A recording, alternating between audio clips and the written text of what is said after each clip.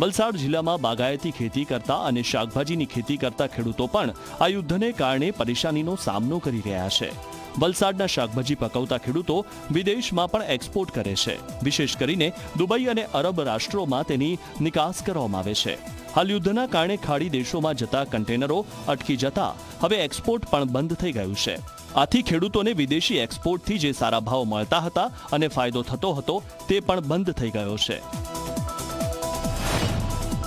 અત્યારથી કન્ટેનર બધા અટવાઈ ગયા છે. જે કંઈ બી માલ એક્સપોર્ટ થતો હતો, આપણે સમજો શાકભાજીમાં જ પકડીએ તો મરચા છે, ભીંડા છે કે બધી કોઈ બી શાકભાજી એક્સપોર્ટ થતી જ છે દુબઈ, અને દુબઈથી પછી અરબ કન્ટ્રીમાં બીજી જગ્યાએ જાય. અને અત્યારે જે યુદ્ધ ચાલુ થયું એના લીધે કન્ટેનર બધા એમને એમ અટવાઈ ગયા છે. ભાવ સમજો હોળી પહેલા મરચાનો ભાવ આપણો 2500 રૂપિયા હતો, એની જગ્યાએ અત્યારે 1400-1500 રૂપિયા થઈ ગયો છે. આ યુદ્ધ લાંબુ ચાલશે તો ચોક્કસ એક્સપોર્ટને તો હવે આપણે વાત ભૂલી જવી પડશે, જ્યાં સુધી આ પૂર્વવત પરિસ્થિતિ નોર્મલ નહીં થાય ત્યાં સુધી. અને ભારતના બજારમાં માંગ કરતા પુરવઠો જો વધારે આવી જાય તો ખેડૂતોએ જે આશા રાખી હતી તેમાં ચોક્કસ એમને મોટા પાયે આર્થિક નુકસાન થશે.